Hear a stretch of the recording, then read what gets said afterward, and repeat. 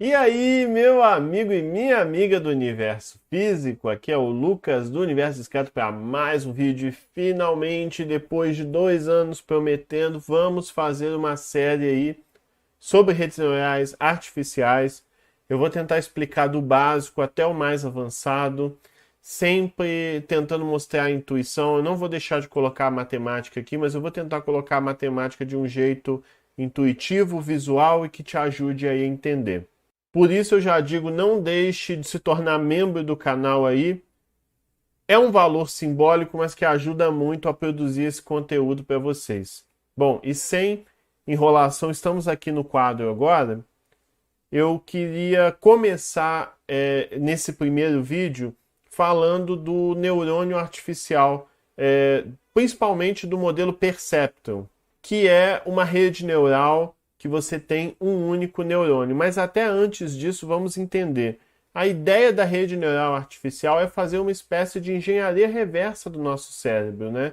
Sermos capazes de replicar os procedimentos que temos no nosso cérebro para aprender e tomar decisões em cima do que a gente aprende com esses dados, com esses padrões.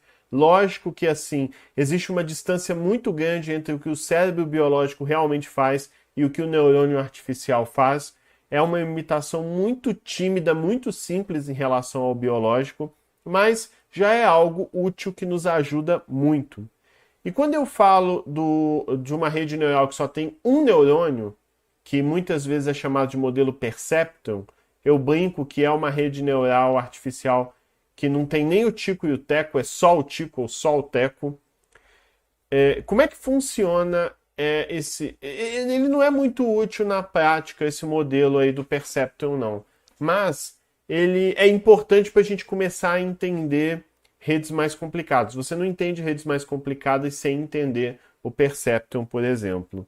E aí, normalmente nós desenhamos essa estrutura, né? A gente começa pela camada de entrada, que são essas bolinhas aqui. Eu vou pintar de vermelho. Essa aqui, pessoal, é a camada de entrada. Cada uma dessas bolinhas é uma informação de entrada para o nosso neurônio mesmo, que vai ser essa bola aqui maior. Então, você vai ter basicamente essas bolinhas aqui, né? Essa verde aqui que vamos pintar vai ser a camada de saída. Esse cara aqui realmente vai ser o núcleo, que vai ser o neurônio que vai efetivamente fazer o processamento. Então, vamos entender esse esquema aqui que eu estou desenhando, né? Tudo começa pela camada de entrada, que é essa que eu pintei de vermelho. Aqui no meu exemplo, a gente tem 3 neurônios de entrada. Esses neurônios de entrada, eles não fazem nada muito inteligente, não. Eles só fornecem informação para esse cara que está aí no meio, que realmente é o núcleo, é a unidade de processamento mesmo, é o neurônio que efetivamente vai fazer os cálculos. O neurônio de entrada ele não faz nada, ele só fornece informação, que são esses caras x1, x2 e x3. Aí, eu acho que uma boa forma de a gente entender isso é com um exemplo.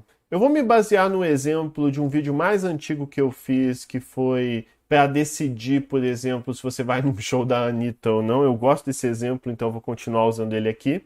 Então imagina que eu quero decidir se eu vou, por exemplo, para o show um show, por exemplo, um show da Anitta ou não.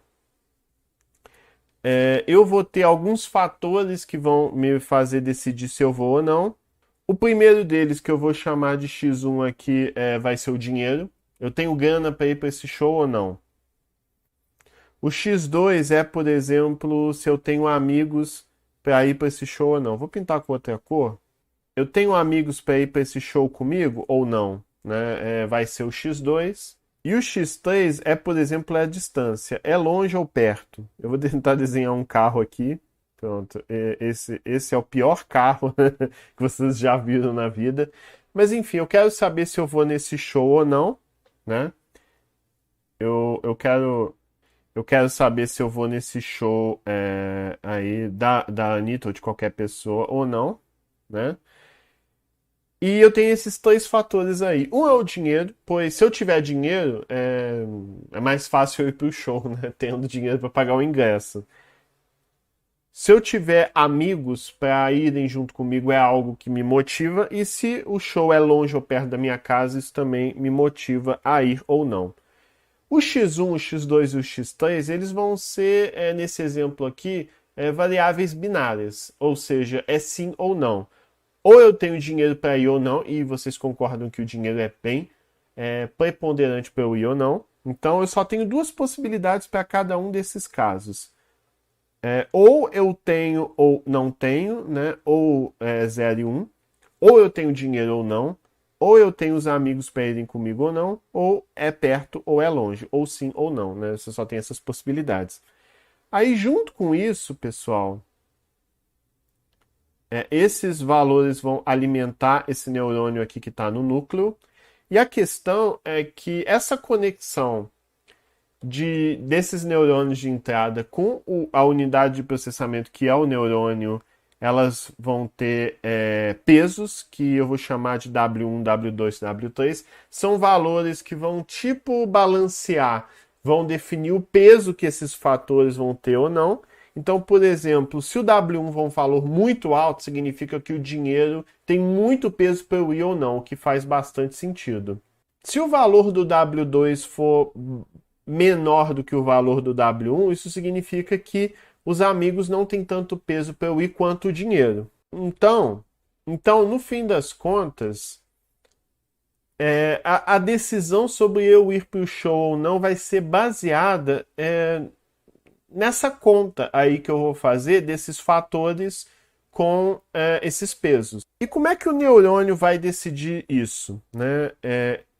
Lembrando que não são só esses caras, né? Eu ainda coloco aqui de fora um outro valor que vai ser o viés, vai ser o bias. O que é esse cara aqui, o bias? Né? O bias é o seguinte, é um valor extra que eu adiciono nesse neurônio que não tem nada a ver com os outros fatores, só para a decisão não ficar exclusivamente baseada nesses fatores e nesses neurônios de entrada. Então, é um valor a mais que eu somo com todo mundo para não ficar tão enviesado em relação a esses fatores. Ok, mas como é que eu uso esses valores para tomar essa decisão?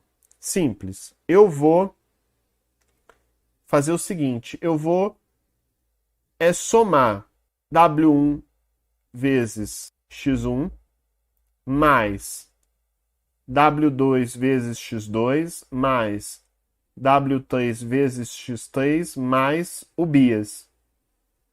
Então eu vou fazer essa continha, multiplicação mesmo. X1 vezes W1 mais X2 vezes W2 mais X3 vezes W2 mais o bias. Então, nesse neurônio, você vai fazer essa continha do W vezes X mais W vezes X mais W vezes X e ali dentro mesmo você vai verificar se essa continha é maior ou igual a esse limiar. Eu ainda vou explicar para vocês como que a gente calcula esse limiar.